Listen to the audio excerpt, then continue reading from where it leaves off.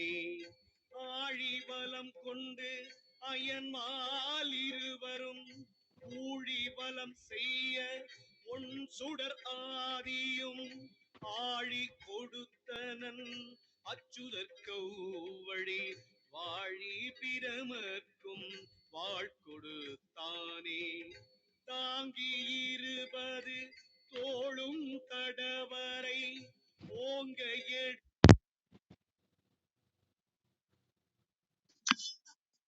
அனைவருக்கும் இனிய காலை வணக்கங்கள். ஓம் திருமூலர் திருவடிகள் போற்றி போற்றி. திருமந்திரம் 5ஆம் தந்திரம் 5வது அத்தியாயம் கிரியில் 1449வது மந்திரம் என்று சிந்திக்க உள்ளோம். எந்த 4 வகை சாதனத்தில் சென்றாலும் அதிலே ஞானம் கிடைக்கும் என்றும் இப்பாடலில் நமக்கு உணர்த்த வருகின்றார். வேதாந்தம் என்பது வேதாந்தத்தின் இறுதி பகுதியாகிய உபநிடதங்களின் சாராம்சம். சித்தாந்தம் என்பது சைவ சமயத்தின் மெய்யியல் கொள்கை. அப்ப நந்தியன் பெருமானிடம் திருமூல நாயனார் இதைதான் பெற்றார். எதுக்காக பெற்ற அப்படின்னு காரணத்தை சொல்றார் இந்த பாடல்ல.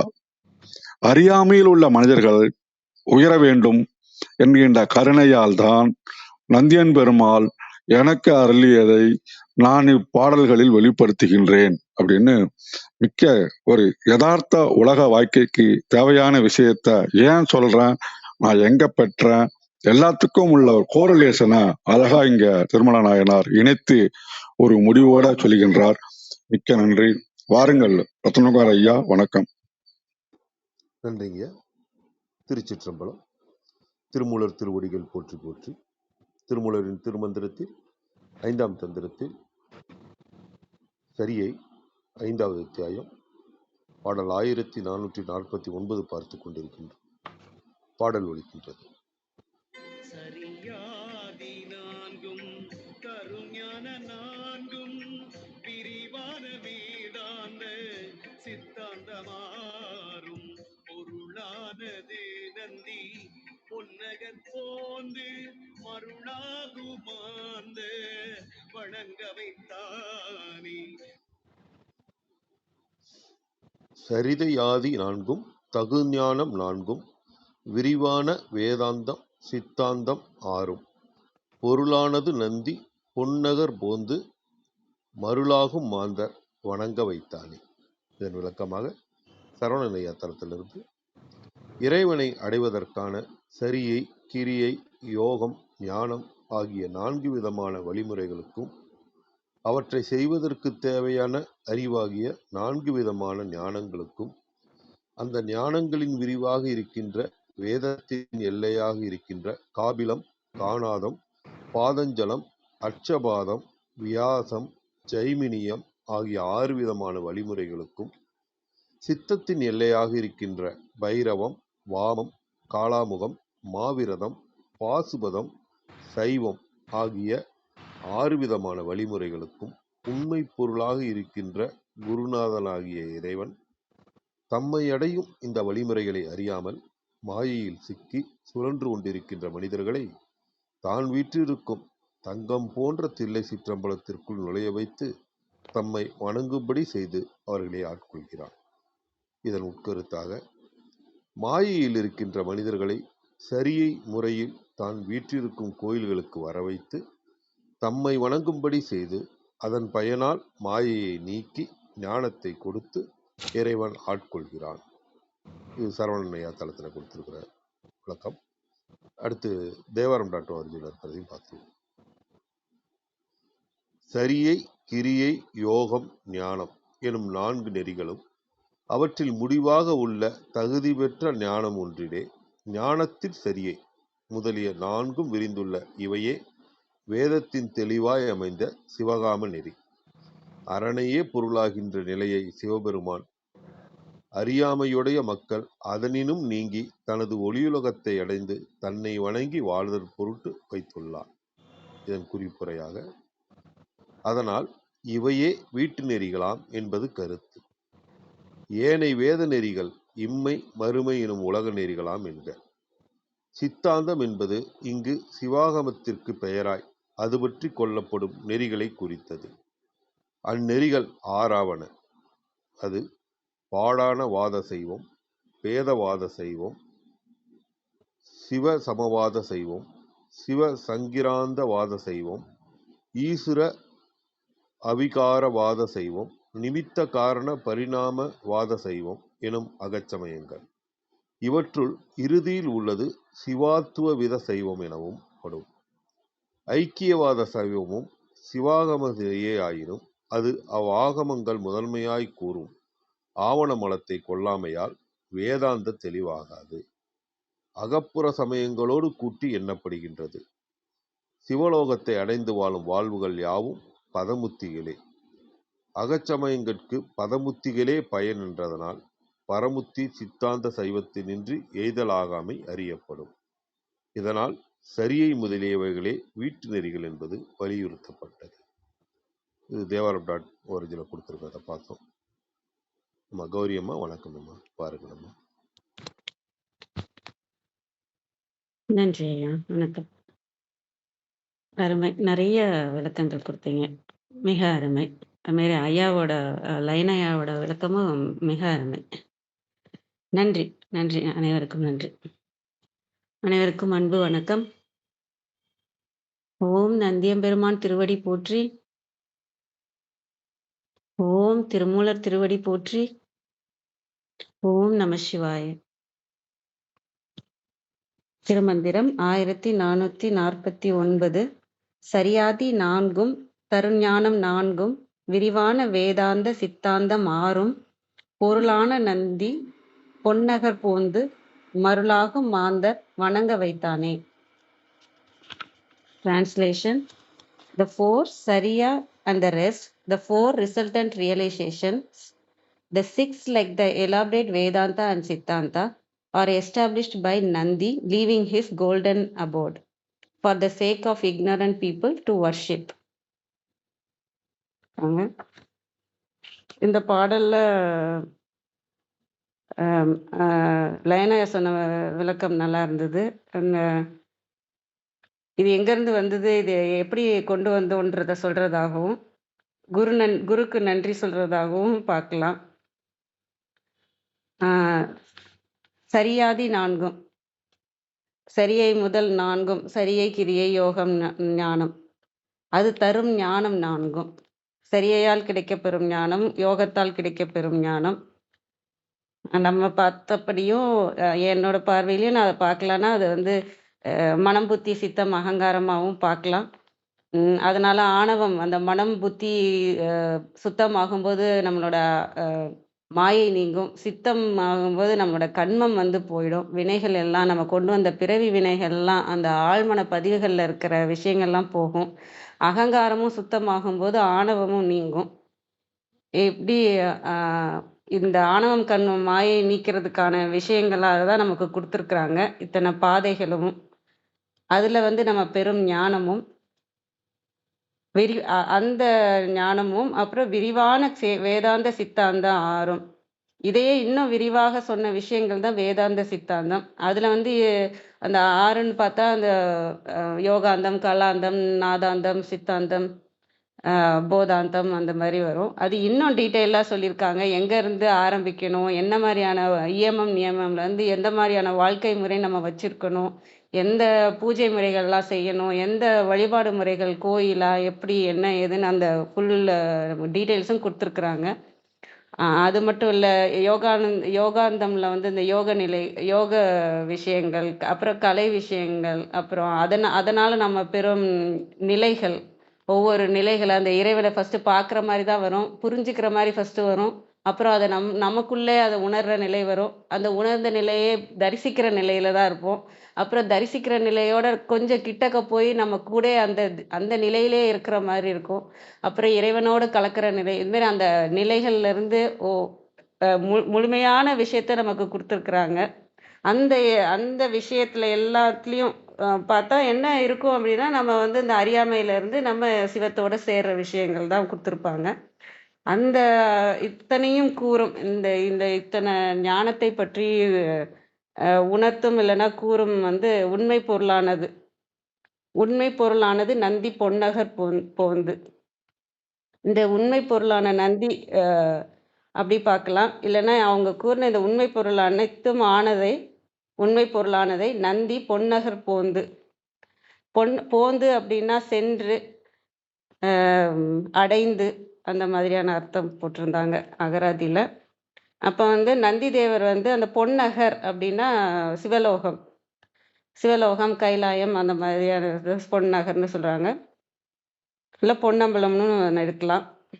நந்தி அந்த சிவலோகத்தை அடைந்து அந்த சிவநிலை, இது எல்லாத்தையும் சொல்லணும்னா அவங்க ஃபர்ஸ்ட் அந்த நிலையை அடைந்திருக்கணும் இல்லையா? அந்த சிவநிலையை அடைந்து அதோடு மற்றும் இல்லாமல் அங்கேயே சரி நான் அடைஞ்சிட்டேன், நான் நல்லா இருக்கேன் அப்படின்னு அதோடு இல்லாமல் மருளாகும் மாந்தர் வணங்க வைத்தானே. அந்த இருளில் இருக்கிற மக்களை மயக்கத்தில், மருள்னா மயக்கம், அந்த மாயையில் இருக்கும் மக்களுக்காக மக்களை வந்து வணங்க வைத்தானே அப்படின்னு சொல்கிறாங்க. இது இது ஏன் வணங்க வைத்தானே அப்படின்னு நம்ம யோசிச்சோன்னா, ஏன்னா நமக்கு தெரியும் சிவம் தான் வந்து, அதாவது திருமூலரை பொறுத்த வரைக்கும் சிவம் வேறு நந்தி வேறு இல்லை. அவர் குருவவே சிவமாக தான் பார்க்குறாரு. ஏன்னா சிவன்கிட்ட இருந்து தான் நந்தி தேவர் வந்தார். நந்தி தேவர்கிட்ட இருந்த ஞானம் தான் இங்கே நமக்கு எல்லாருக்குமே வந்துட்டு இருக்கிறது. இப்போ நந்தி தேவருக்கு இப்போ நீங்கள் சிவனோட சீடர் யாருன்னு கேட்டிங்கன்னா நந்தி தேவராக தான் இருப்பார். நம்ம வேறு யாரும் அந்த 8 பேர் இருக்காங்க இல்லையா, நந்தி தேவருக்கு கீழே இருக்கிற அந்த சீடர்களை வந்து நம்ம சொல்ல மாட்டோம். சிவனுக்கு யாருப்பா கூட இருக்கிறது, யாருப்பா சீடர்னா நந்தி தேவர் தான். ஆனால் நந்தி தேவருக்கு யாரெல்லாம் சீடராக இருந்தாங்கன்னா நம்ம அதுலேருந்து வர்ற லிஸ்ட்டு தான் பெருசாக இருக்கும். ஏன்னா முதல் சீடராகவும் அந்த குரு பரம்பரையிலே முதன்மையாக இருந்தவர் வந்து நந்தி தேவர் தான். அவர்கிட்ட இருந்தவர் பார்த்தீங்கன்னா சனகர், சனந்தனர், சனாதனர், சனத்குமாரர், சிவயோகன், மாமுனி, பதஞ்சலி, வியாக்கிரபாதர், திருமூலரும் சேர்ந்து இப்படி இருந்தாங்க. அதுக்கப்புறம் வந்த இவங்க வந்து நந்தி தேவர் தான் வந்து இந்த இவங்களை வந்து வேற வேற பகுதிக்கு சென்று இந்த நெறிய வந்து எல்லாருக்கும் சொல்லி கொடுத்து மக்களை வந்து இது பண்ணணும், மேம்படுத்தணும் அப்படின்ற இதை சொல்லி ஒவ்வொருத்தருக்கும் ஒவ்வொரு பொறுப்பு கொடுத்ததாக சொல்றாங்க. நீங்க இந்த பகுதிக்கு போய் நீங்க இந்த இதெல்லாம் செய்யணும், மக்களோட அறியாமை நீக்கணும்னு சொல்லி அதன்படி நடந்ததா நிறைய இடத்துல சொன்னதா பார்க்கலாம். சில இடத்துல ஒரு இடத்துல சொல்வார், இந்த குருவே சிவம் என கூறினன் நந்தி அப்படின்பாரு. அந்த நந்தி வந்து சிவமாகவும் இருக்கிறதும் அவர் தான், குருவாகவும் இருக்கிறது அவர் தான், இறைவனாகவும் எனக்கு இருக்கிறது அவர் தான் அப்படிங்கிற மாதிரியும் சொல்ற மாதிரி பார்க்கலாம். இந்த மாதிரி அவர் வணங்க வைக்க காரணம் யாருன்னா நந்தி தேவர் தான். ஏன்னா அவர் கொடுத்த பொறுப்பை தான் இவங்க எல்லாருமே செய்யறதாகவும் நம்ம பார்க்கலாம். அதனால இந்த அனைத்து நம்ம இப்போ இந்த வழிமுறைகள்லாம் பார்த்துட்டு வரோம் இல்லையா, இதுக்கப்புறம் நிறைய பேர் எடுத்துட்டு வந்திருக்காங்க. நாயன்மார்கள்லேருந்து அதுக்கப்புறம் பல ரிஷிகள், பல முனிவர்கள் இந்த சைவ நெறியவும் நமக்காக கொண்டு வந்துட்டு இருக்கிறாங்க. ஆனால் முதன்மையாக இருக்கிற அந்த நந்தி தேவருக்கு ஒரு நன்றி சொல்றதாகவும் அவரோட அவர் கொடுத்த பொறுப்பை தான் இவங்க எல்லாரும் நிறைவேற்றுறதாகவும் அதற்கு நன்றி தெரிவிக்கிறதாகவும் அதனால தான் இந்த மக்களுக்கு அதான் மருள் நீங்கணும் அப்படின்னாலே அங்கே ஒளி வரணும் இல்லையா, ஞான ஒளியாக அந்த தெளிவு எல்லாமே வந்தாதான் இந்த மக்கள் அறியாமை நீங்கி சிவத்தோட சேர முடியும். அதற்கான விஷயங்கள் எல்லாமே நமக்கு கொடுத்துருக்குறாங்க. அது நந்தி மூலமாக சிவமே வந்து கொடுத்ததாக சில இது சொல்லுவாங்க. ஆக சிவமே வந்து கொடுத்தாலும் அது நந்தி மூலமாக தான் வந்து கொடுத்துருக்குறாங்கன்றதையும் இங்கே புரிஞ்சுக்கலாம். இதுதான் நான் இந்த பாடல்ல பார்க்குற விஷயங்கள். அனைவருக்கும் நன்றி. கிருத்திகம்மா வந்திருந்தாங்களே. ஆமாம், கீழே இருக்காங்க. இன்வைட் கொடுத்தேன், பட் தெரியல அவங்களால வர முடியலையா இல்லை வேற எதுவும் காரணமாக தெரியல. கிருத்திகம்மா வாங்க வாங்க.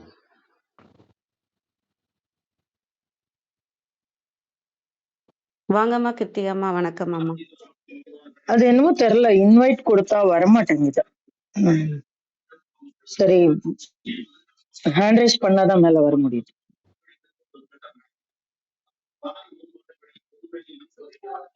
வணக்கம் அனைவருக்கும், இனிய காலை வணக்கம். இன்றைய மந்திரம் வந்து நிறைய விளக்கம் பார்த்தாச்சு. நம்ம லைனையாவும் அற்புதமான விஷயங்கள் சொன்னாரு. அதே மாதிரி ரத்னகுமார் ஐயா, கௌரிமா எல்லாருமே நல்ல சொல்லியிருக்காங்க நமக்கு. ஆனாலும் நம்முடைய தெளிவுக்காக, என்னுடைய தெளிவுக்காக ஒரு முறை வாசிக்கிறேன். அதுக்கப்புறம் நம்ம அதனுடைய ஏதாவது விளக்கங்கள் மீதம் இருந்தா பார்க்கலாம். சரியாதி நான்கும் தரு ஞான நான்கும் விரிவான வேதாந்த சித்தாந்தமாறும் பொருளானது நந்தி பொன்னகர் போந்து மருளாகு மாந்தர் வணங்கவை தானே அப்படின்னு சொல்றாங்க. எதற்காக இத்தனை விஷயங்களை நாம் கடந்து வர வேண்டும் அப்படின்னு ஒரு வார்த்தை சொல்றார். கடைசி வார்த்தை மருளாகு மாந்தர் வணங்கவை தானே அப்படின்னு சொல்றாரு. எது மருளானது? நம்மளுக்குள்ள இருக்கக்கூடிய அந்த அறிவு, அது இந்த ஆணவம் கண்மம் மாயை, அதன் மூலமாக இந்த அறிவு எப்படி இருக்கு அப்படின்னா மருளாகி இருக்கிறது. அந்த இருள் கலர்ந்து ஒரு நேரத்துல தெளிவா இருக்கும், மருளுக்கு ஆப்போசிட் அருள் தெருள் அப்படின்னு சொல்லுவாங்க இல்லையா, அந்த மாதிரி இது மருளாக மறைந்து மயக்கத்தை உடைய ஆணவ கண்மத்தோடு இருக்கக்கூடிய இந்த அறிவை மாந்தர்கள் வணங்குவதற்காக வந்தது அப்படின்ற. அப்போ அது ஒரு ப்ராசஸ், அது ஒரு பாதை. அவங்க எல்லாருக்கும் உரித்தான ஒரு பாதையாக பல்வேறு விஷயங்களை நமக்கு பண்ணி கொடுத்திருக்கிறாரு. யாரு? பொருளானது நந்தி பொன்னகர் போந்து அப்படின்னு சொல்றாரு. யாரு? நந்தியம்பெருமான். அப்படின்னால இந்த இடத்துல குருதான் வரும். ஓ, நந்தியம்பெருமான் இந்த உலகிற்காக பண்ணி கொடுத்திருக்கிறாரு. பொன்னகர் போந்து, எங்கிருந்து? அந்த இடத்தை அடைந்து. எது? பொன்னகரை அடைந்து. எது பொன்னகர்? இறைவனுடைய திருவடிகளில் அவருடைய ஒளிக்கிரணங்களை அடைந்து நமக்கு போந்துனா போய் அப்படின்னு. அப்ப அங்கிருந்து அப்படின்னு கூட நம்ம சொல்லலாம். அங்கிருந்து நமக்கு இத்தனை விஷயங்களை, எத்தனை விஷயங்களை, அதுதான் முன்னாடி நம்ம பார்க்கிறோம். விரிவான வேதாந்த சித்தாந்தம் மாறும் அப்படின்னு சொல்றாங்க. இதுல இந்த வேதாந்த சித்தாந்தம் மாறும் அப்படிங்கிறதுல நிறைய உரையாசிரியர்கள் நிறைய வித்தியாசம் சொல்லியிருப்பாங்க. இந்த வேதாந்தம், சித்தாந்தம், நாதாந்தம், போதாந்தம், யோகாந்தம், காலாந்தம், இந்த 6 அப்படின்னு முடிக்கிறவங்களும் இருக்காங்க. இல்ல வேதாந்தம் 6 சித்தாந்தம் 6 அப்படின்னு பார்க்கக்கூடிய உரையாசிரியர்களும் இருப்பாங்க. இப்போ வேதாந்தம் 6 அப்படின்னு பார்த்தா அது என்ன அப்படின்னா ஒரு லிஸ்ட் இருக்கு. அது எதன் அடிப்படையில் இந்த வேதாந்தம் கற்பிக்கப்படுகிறது இல்ல புரிந்து கொள்ளப்படலாம் அப்படின்னு. காபிலம், காணாதம், பாதஞ்சலம், அச்சபாதம், வியாசம், ஜைமினியம் அப்படின்னு இருக்கு. இது ஏன் வந்தது பின்னாடி பார்க்கலாம். அதே மாதிரி சித்தாந்தம் அப்படின்னு பார்க்கும்பொழுது இந்த 6 சித்தாந்தம் என்னங்கிறதையும் விதவிதமா பிரிச்சிருக்கு. இதுக்கு நம்ம ஒரு சின்ன வரலாறுக்கு போனோம்னாக்க, முதல்ல பாசுபதம் அப்படிங்கிறதுதான் சைவத்தினுடைய முதல் கூறாக இருந்தது. அது என்ன? மனிதர்களை விட்டு காட்டுக்கு போய் தன்னை வருத்தி இறையை அடையக்கூடிய ஒரு பகுதியா ஒரு ப்ராசஸா இருந்தது. அதுக்கப்புறம் அப்படியே அடுத்தடுத்து ஒன்னொன்னா மாறுது. ஒன்னொன்னா அந்த உலகத்திற்கு தக்கன உலகம் விரிய விரிய, மக்கள் தொகை விரிய விரிய, மக்கள் பெருக பெருக ஒன்னொன்னா மாறுது. அடுத்தாப்புல வந்தவங்க கொஞ்சம் மாத்துவாங்க, அதுக்கு அடுத்த வந்தவங்க கொஞ்சம் மாத்துவாங்க. அதை மாத்துறதுக்கு ஒரு அடிப்படை வைத்துக் கொள்வார்கள். அப்போ அந்த மாதிரி அடிப்படையில மாறும் பொழுது இந்த சித்தாந்தம் எப்படி மாறுச்சு அப்படின்னா, பைரவம், வாமம், காளாமுகம், மாவிரதம், பாசுபதம், சைவம் அப்படின்னு மாறுச்சு. இப்ப இந்த ஒன்னொன்னுக்கும் மாறுறதுக்கும் ஒரு அடிப்படை இருக்கு.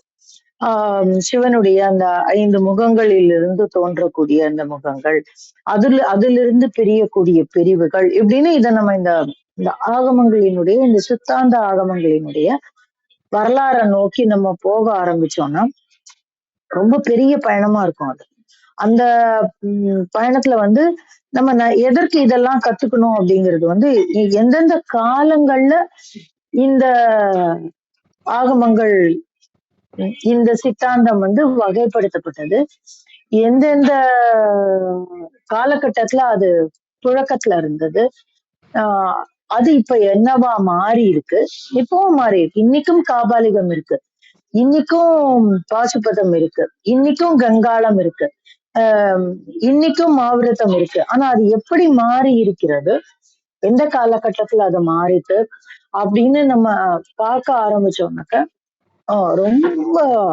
ஆழமான பார்வைக்கு நம்மை வந்து அது இழுத்து செல்லும். இதெல்லாம் எதுக்கு கத்துக்கணும் அப்படிங்கிறதுதான் ஒரு கேள்வி. இதெல்லாம் ஒரு அறிவு தேடல்ல இருக்கும்பொழுது இதெல்லாம் ரொம்ப ஆர்வமான ஒரு விஷயமா இருந்தது, எனக்கு இருந்தது. அப்ப நான் ஒரு ஒரு இடத்துலயும் போகும்போது மணிவாசக பெருமானினுடைய ஆரம்பம், அவருடைய ஒரு என்ன சொல்றது, ஒரு சின்ன தோன்றல் வந்து காளாமுகத்துல இருந்து தோன்றுச்சு. இந்த தோன்றும் போது எனக்கு காளாமுக தரிசனத்துல இருக்கக்கூடிய, இன்றைக்கும் இருக்கக்கூடிய 6 கோவில்களை வந்து இறையம்பெருமான் எனக்கு அடையாளம் காட்டி கொடுத்தார். அந்த 6ல 6 பெயர்களை காட்டி கொடுத்தாரு. 5 என்னால கண்டுபிடிக்க முடிஞ்சது, 1 கண்டுபிடிக்க முடியல என்னால. அத ஆனா இதெல்லாம் எதுக்கு அப்படின்னு கேட்டீங்கன்னா, இவ்வளவு விஷயங்கள் இருக்குன்னு அறிவு தேடல்ல நம்ம போகும்போது நடக்கும் இதெல்லாம். ஆனா இது கொடுத்த தெளிவு என்ன அப்படின்னா, எல்லாமும் சொல்லக்கூடிய ஒரே விஷயம் என்ன அப்படின்னா, அவரை நோக்கி நம்ம இட்டு செல்லக்கூடிய பாதைகளை தான் அது காட்டுறது. இதுல நம்ம என்ன புரிஞ்சுக்கலாம் அப்படின்னா, நம்ம எந்த பாதையில எல்லாம் வந்திருக்கோம்னா அப்படிதான் புரிஞ்சுக்கலாம். எதற்காக இத்தனையும் எனக்கு காட்டி கொடுக்கப்பட்டது அப்படின்னாக்க, இந்த பாதையில எல்லாம் நீ நடந்து வந்திருக்க அப்படின்னு எனக்கு காமிச்சு கொடுத்திருக்காங்க அப்படின்னு தான் நான் புரிஞ்சுக்கிட்டேன். அப்போ இந்த இந்த ஆன்மாவினுடைய பயணம் எல்லா விஷயங்களையும் கடந்து எல்லா பாதைகளிலும் நடந்து தோய்ந்து நம்ம வந்து பக்குவப்பட்டு ஒரு நிலையில வந்து நம்ம வந்து நிக்கிறோம் அப்படிங்கிற ஒரு புரிதலை வந்து நமக்கு கொடுக்கும். அப்ப என்ன அர்த்தம், எத்தனை விஷயங்களும் சரியாதி 4ம் தரு ஞான 4. அப்போ அந்த சரியல் கிரிய சரியல் யோகம் சரியல் ஞானம் அப்படின்னு சொல்லக்கூடியது அங்கிருந்து வளர்ந்து ஞானத்தில் சரியை, ஞானத்தில் கிரியை, ஞானத்தில் ஞானம், ஞானத்தில் யோகம், ஞானத்தில் ஞானம் அந்த இடத்துல வந்து நிற்கும். அப்ப இந்த இடத்துல எந்த பாதையில நின்றாலும் அதை முழுமையா நிற்கும் போது நம்மால இறைவனுடைய திருவடிகளை பற்றிக்கொள்ள முடியும். இந்த 16 ஏணிப்படி கிடையாது. இந்த 16ல நீ எந்த பக்கம் வேணாலும் போயிட்டு எங்கிருந்து வேணாலும் நம்ம திரும்பி வரலாம். எந்த படியில நம்ம முழுமையாக நிற்கிறோமோ, எந்த தளத்துல நம்ம முழுமையா நிற்கிறோமோ அந்த தளத்துல இருந்து நம்மால் இறையை பற்றிக்கொள்ள முடியும். அப்ப இந்த 16 படி எனக்கு நான் கரெக்டா சொல்றேன்னான்னு புரியல. இந்த 16 படியும் 1, 2, 3 கீழே இருந்து போகக்கூடிய படின்னு புரிஞ்சுக்காதீங்க. ஒரு தளம், இந்த தளத்துல எந்த மூலையில நின்னாலும் நம்மால இறையம்பெருமானை முழுமையாக பற்றி கொள்ள முடியும். ஆனா இந்த ஆன்மா என்ன செய்யும்னா, இந்த 16 கட்டத்திலையும் டிராவல் பண்ணி வரும்பொழுதுதான் நம்மால் இந்த மருளற்று நம்மால் இறையை பற்றி கொள்ள முடியும் அப்படிங்கிறத என்னோட புரிதலா நான் இந்த இடத்துல வைக்கிறேன். அப்போ மருளாகு மாந்தர் வணங்கவைதான். அப்போ அந்த இந்த இந்த மனதில் இருக்கக்கூடிய இந்த ஆணவ கண்ம மலங்கள் போகணும் அப்படின்னாக்க என்ன செய்யணும் அப்படின்னா, இந்த மருளாகு மலங்கள் நீங்க வேண்டும். அது மருள் போய் தெளிவு வரணும், தெருள் வரணும், அந்த அறிவு வரணும், அருள் கிடைச்சா அந்த தெருள் வந்துரும் நமக்கு. அப்ப அந்த விஷயம் நடக்கணும்னாக்க, அது நடக்கணுங்கிறதுக்காக பெரிய கருணையோடு நந்தியம்பெருமான் நமக்காக இவைகளை ஆக்கி கொடுத்திருக்கிறார். அப்ப நந்தியம்பெருமான் வந்து யாரு அப்படின்னா, நம்ம இறையம்பெருமானாகவே பார்க்கிறோம். அப்ப அவருடைய கருணையினால் தோன்றிய இத்தனை விஷயங்கள் உன்னால ரொம்ப கஷ்டப்பட்டு காபாலிகத்தை பின்பற்ற முடியலையா, பரவாயில்ல நீ காலமா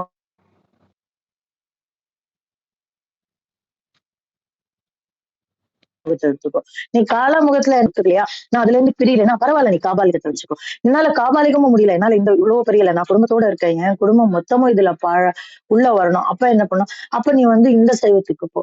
இப்படி அதற்குண்டான அடிப்படை, ஏன்னா மனுஷன் தானே, இதுல இருந்துதான் நான் இதை எடுத்துட்டு வந்தேன் அப்படிங்கிறதுக்கு உண்டான ஒரு அடிப்படை. அப்போ the flexibility is what is more important. அப்ப இத்தனை நம்ம 6 சமயங்கள்னு நம்ம சொல்றோம். இந்த 6 சமயத்துல யார வேணா நம்ம வந்து வழிபாடு கடவுளாக வைத்துக் கொள்ளலாம். கணாபத்தியத்துல விக்னேஸ்வரரை வைக்கிறோம், கணபதியை வைக்கிறோம். அருகனை அருகன் இருக்கிறாரு, முருகனை வச்சிருக்கோம். அப்புறம் சௌரம்ல சூரியனை வச்சிருக்கோம், சாக்தம்ல சக்தியை வச்சிருக்கோம். யாரை வேணா வச்சுக்கலாம். அந்த flexibility is what is very important in Hindu சமயம். அப்ப அந்த பிளெக்சிபிலிட்டிய சைவத்துக்குள்ளேயும் இருக்கு அப்படின்னு சொல்றாரு. அந்த சைவத்துக்குள்ள இன்னைக்கும் நீங்க இந்த சண்டை நடக்கிறதா நம்ம பார்க்கலாம். நம்ம இந்த தென்னகம்னு சொல்லக்கூடிய இந்த தமிழ் சமுதாயத்துல இந்த சைவம் அப்படின்னு நம்ம பார்க்கக்கூடிய இந்த பிரிவு தான் ஜாஸ்தி உண்டு. வேற பிரிவு இல்ல, மேக்சிமம் இருக்காது. ஆனா நீங்க உலக சைவ சமயங்களை நீங்க பாத்தீங்கன்னா, இலங்கை தமிழர்கள நீங்க பாத்தீங்கன்னா அவங்களுக்குள்ள இந்த பிரிவு நிறைய இருக்கு. அவங்க நிறைய இது பத்தி பேசுறத பார்க்கலாம். அவங்க நம்மள சைவர்கள்னே ஒத்துக்க மாட்டாங்க. அவங்க வேற ஒரு இந்த 6 சமயத்துல ஒரு சமயத்தினுடைய அடிப்படையை பத்தி பேசுவாங்க. நீங்க இன்னும் உலக சமயத்துல இன்னொரு இடம் கம்போடியான்னு சொல்லக்கூடிய இடம். அந்த இடத்துலயும் நீங்க பாத்தீங்கன்னாக்க அவங்க பேசக்கூடிய சைவ சித்தாந்தங்கள் ரொம்ப ரொம்ப ரொம்ப வேற மாதிரி இருக்கும். அவங்க வேற ஒரு இதோட ஆழ்ந்த ஒரு சில விஷயங்களை சொல்லுவாங்க. காஷ்மீரி சைவம் இன்னொரு சைவத்தினுடைய அடிப்படையில இந்த மாதிரி சைவ சமயத்திலேயே நிறைய பிரிவுகள் இருக்கு. நம்ம எதை பற்றி கொள்கிறோம், எந்த பாதையில பயணிக்கிறதுக்காக இந்த பிறவி. ஏன் நான் காஷ்மீரத்துல பிறக்கல, ஏன் நான் இங்க இருந்து நான் காஷ்மீரி சைவத்தை பின்பற்ற முடியாதா அப்படின்னா பண்ணலாம், தப்பு கிடையாது. ஆனா நான் எதற்காக தென்னகத்துல பிறந்திருக்கிறேன், எதற்காக என்னுடைய பிறப்பு இந்த சைவத்துல அமைந்திருக்கிறது அப்படின்னு நம்ம பார்க்க ஆரம்பிச்சோம்னாக்க இந்த தனுகரண புவனத்துல இருந்து நம்ம ஆரம்பிக்கணும். நான் ஏன் அங்க பிறந்திருக்க கூடாது, நான் ஏன் இலங்கையில பிறந்திருக்க கூடாது, நான் ஏன் கம்போடியால பிறந்திருக்க கூடாது, நான் ஏன் தட்சிணேஸ்வரத்துல பிறந்திருக்க கூடாது, எங்கேயும் பிறக்கல. தமிழகத்துல தென்னகத்துல சைவம் ஊன்றி இருக்கக்கூடிய இந்த இடத்துல நான் பிறந்திருக்கிறதுக்கு என்ன காரணம் அப்படின்னாக்க, நான் இந்த வழிமுறைகளை பின்பற்றி நான் என்னுடைய அறிதலை நோக்கி நான் பயணப்பட வேண்டும் என்பதுதான் ரொம்ப ரொம்ப முக்கியமான காரணம். நம்ம ஒரு காலகட்டத்துல பயணப்படக்கூடாதுன்னு சொல்லுவாங்க. இந்த மாதிரி ஆழ்ந்த இதுல இருக்கும்போது கடல் தாண்டக்கூடாதுன்னு சொல்லுவாங்க, வேற ஒரு பூமியில போய் வாழக்கூடாதுன்னு சொல்லுவாங்க. இதெல்லாம் எதுக்காக அப்படி சைவ சித்தாந்தம் அதுக்கெல்லாம் தெளிவான பதில வச்சிருக்கு. ஏன்னா நமக்காக படைக்கப்பட்ட தனுகரண புவனத்துல நம்ம வாழும் போதுதான் நம்மளுடைய அந்த அறிதல் நம்ம பிறவி நோக்கத்தை நோக்கி நம்ம திசை திருப்போம் அப்படிங்கிற ஒரு புரிதல் இருக்கு. அப்ப அந்த மாதிரி இந்த இடத்துல நம்மளை கொண்டு வைக்கணும் அப்படிங்கிறதுதான் முக்கியமான ஒரு பாதை. அப்ப இந்த அடிப்படையெல்லாம் உள்ள வைத்துதான் இந்த மந்திரத்தை அவர் சொல்றாரு. நீ இதெல்லாம் இருக்கா எங்க தனுகரண போனபடி நீ கடல் தாண்டாம இரு, இல்லைன்னா வேற பூமியில போய் வாழாம இரு, இந்த சைவத்தை தான் நீ பின்பற்றணும் அப்படின்லாம் கிடையாது. இதெல்லாம் இந்த 4 வரியில இருக்கான்னு கேட்டீங்கன்னா இல்ல. ஆனா இந்த பொருளை எல்லாம் நாம் அறிந்து கொள்ள வேண்டும். இததான் அதனுடைய பின்புலம் அப்படிங்கிறத நம்ம புரிந்து கொள்ள வேண்டும். அதனாலதான் சரியாதி 4ம் தரு ஞான 4ம் அப்படின்னு இந்த 2ஐயும் சேர்த்து சொல்றாரு. இது எங்க கொண்டு போய் நம்மளை சேர்க்கும் அப்படின்னா விரிவான வேதாந்த சித்தாந்தம் மாறும் அப்படின்னு. வேதாந்த மாறு சித்தாந்தம் மாறு இத்தனை விஷயத்த உனக்குள்ள உணர்த்தும் அப்படின்னு ஒரு குறுக தரித்த குரல் அப்படின்னு சொல்லுவாங்கல்ல, கடுகை துளைத்து அந்த மாதிரி இந்த ஒரு 4 வரியில அவர் ஒரு பிரம்மாண்டமான விஷயத்த வைத்திருக்கிறாரு. இது நம்மளால அவ்வளவு எளிதா இந்த மந்திரத்தை கடந்து போயிட முடியாது. ஏன்னா நான் இந்த மந்திரத்தை ஒட்டி நிறைய பயணப்பட்டிருக்கேன். அதனாலதான் இந்த மந்திரத்தை நான் இவ்வளவு முக்கியமா பேசலாம். அப்போ நம்ம எல்லாருமே இப்ப காலங்காலமா இந்த ஆன்மா சைவத்துலதான் இருந்ததா அப்படின்னா இல்லவே இல்லை. எனக்கு கிடைத்த பெரிய தரிசனங்கள் இந்த மந்திரத்து மூலமா கிடைத்திருக்கிறது. ஞானம் நான் வைஷ்ணவத்துல டிராவல் பண்ணியிருக்கேன், அதுக்கப்புறம் இதுல டிராவல் பண்ணியிருக்கேன், அது பேர் என்ன பௌத்தத்துல டிராவல் பண்ணியிருக்கேன். அதையும் தாண்டி ஆதியில இருக்கக்கூடிய அந்த சமணத்திற்கு முந்தையமான ஆசீவகத்துல இந்த ஆன்மா டிராவல் பண்ணிருக்கு. இந்த ரெவலேஷன் எல்லாமே நமக்கு கிடைக்கக்கூடியது எது அப்படின்னா ஒருவரால் நாம இதை அதிகமாக பற்றி கொள்ளும் பொழுது நம்மளால இந்த உணர்வுகளை புரிந்து கொள்ள முடியும். அப்ப அத்தகைய ஒரு ரொம்ப ஜாம் பேக்ட் மந்திரம் இது. ரொம்ப ரொம்ப முக்கியமான ஒரு மந்திரம். இதுல இருந்து ஒரு படியா நம்மளுடைய ஆன்மாவினுடைய பயணத்தை நம்மளால ரொம்ப எளிதா புரிஞ்சுக்க முடியும். இந்த மந்திரத்துல இருந்து தானா இல்ல, இந்த மாதிரி நிறைய விஷயங்கள் நமக்கு அடுத்தடுத்து திருமூலர் தரிசனங்களாக நமக்கு தருகிறார். அத்தகைய தரிசன வரிசையில வரக்கூடிய ரொம்ப முக்கியமான ஒரு மந்திரம் இது. இதை உங்களோடு பகிர கிடைத்த இந்த காலை வேலைக்கு நன்றி சொல்லி என்னுடைய பகிர்தலை முடித்துக் கொள்கிறேன். நன்றி நண்பர்களே. மன்னிக்கணும், ரொம்ப டைம் எடுத்துக்கிட்டேன். ஆனா இந்த மந்திரம் அப்படிப்பட்ட மந்திரம். இதையும் இப்ப கூட என்னால முழுசா சொல்லிட்டேன்னா இல்ல, நான் எல்லாத்துலயும் ஒரு கிளிம்ஸ் சொல்லியிருக்கேன் உங்களுக்கு. இதுல எது பொறியாக தட்டுகிறதோ அதை பற்றி கொண்டு நீங்க பயணப்பட ஆரம்பிச்சீங்கன்னா இதனுடைய முழு விஸ்தீரமும் புரிய ஆரம்பிக்கும். நன்றி நண்பர்களே. நன்றிங்கம்மா. நிறைய விளக்கம் கிடைச்சது. ரொம்ப நல்லா இருந்தது. நிறைய கத்துக்கிறோம்மா. நன்றிங்கம்மா. வாங்க ஐயா பிரணவன் ஐயா. வணக்கம் ஐயா. வணக்கம். கீழே அதாவது கேட்போர் வரிசையில் இருக்கிறவங்க ஏதாவது கேள்வி கேட்கணும்னா சுருக்கமா அவங்களோட கேள்வி கேட்கறதோ கருத்தோ அதை சொல்லலாம்.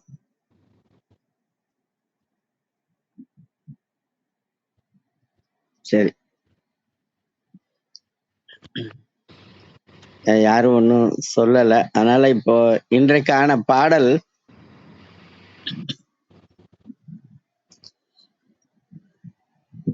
அதாவது அந்த 5 சொல் கிருத்திகா சொன்னாங்க. அந்த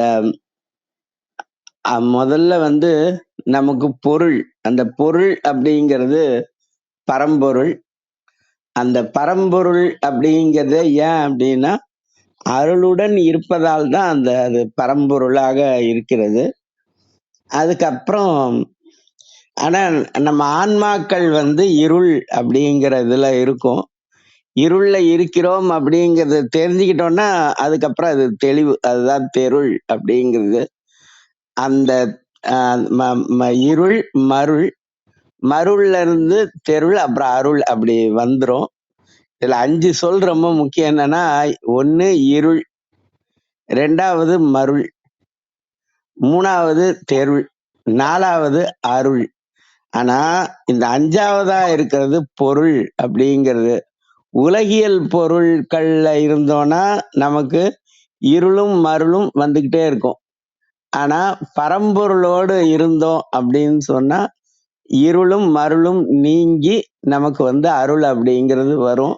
இது திருக்குறள்ல நிறைய இடத்துல மருள் நீங்கிய மாசரு காட்சியவர் அப்படின்னு நிறைய இடத்துல சொல்லுவாங்க. அதை விளக்கினா நேரமாகும். அதனால நம்ம அந்தந்த சூழ்நிலை வரும்போது நம்ம பார்க்கலாம்.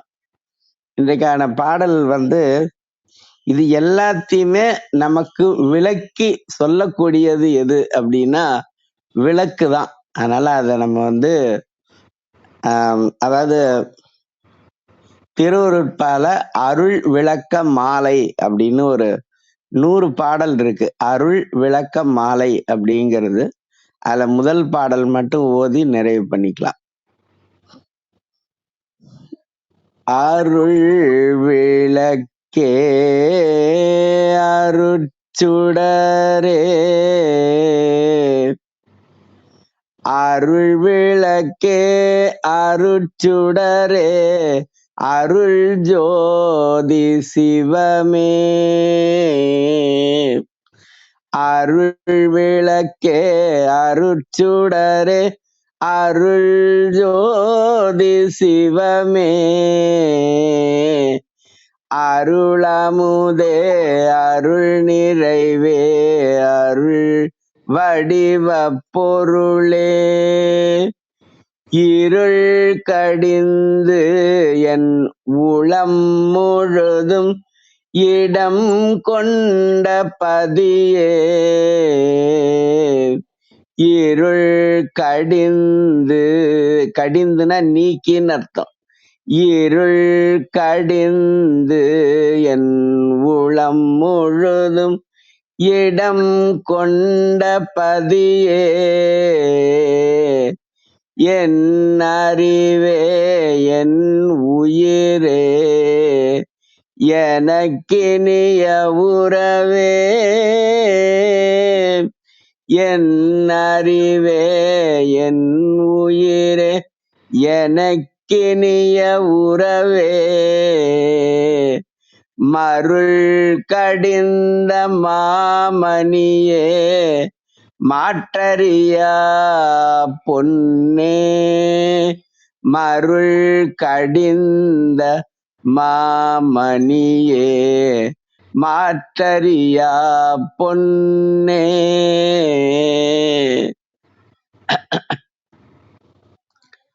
தெருளளித்த திருவாளா தெய்வ நடத்தரசே.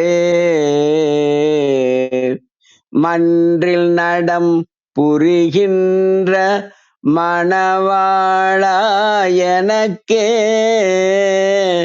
தெருளளித்த திருவாளா தெய்வ நடத்தரசே. நான் செய்மொழி ஏற்றருளே. சிவா திருச்சிற்றம்பலம். நன்றி. மிக அருமையா, மிக்க நன்றி. அம்மா சொல்லியிருந்தாங்க மருள் இருள் நீங்கணும்னா அருள் வேணும்னு. அதோடு அதுலேருந்து நீங்கள் எடுத்த மாதிரி இன்னும் அதை இன்னும் விரிவாக பரம்பொருள்ல இருந்து இந்த பாடல் மிக அருமை ஐயா, மிக்க நன்றி. வாங்க ஐயா ரத்னகுமார் ஐயா, தலைத்த நிறைய செஞ்சுக்கலாம். நன்றிங்க ஐயா. நன்றிங்கம்மா. நன்றி அர்த்தநாரியா. நிறைவு செய்து கொள்வோம். யான் பெற்ற இன்பம் பெருகை இவ்வையகம் வான் பற்றி நின்ற மறைபொருள் சொல்லினேன் என்றும் காலை எழுந்து கருத்தறிந்து ஓதினின் ஞானத் தலைவனை நன்னுவர் என்றென்றும் கூறிய திருமூலரின் கூற்றிற்கேற்ப வந்திருந்து கருத்துக்களை கூறி தெளிவுபடுத்திய சான்றோர்களுக்கும் செவி கொடுத்து சிறப்பித்த மெய்யன்பர்களுக்கும் நன்றி. தளம் நிறைவடைகிறது. மீண்டும் நாளை காலை 6:30 மணிக்கு கேள்வி நாளம் ஆன்ம சுவாசம் நிகழ்வில் சந்திப்போம். 5, 4, 3, 2, 1.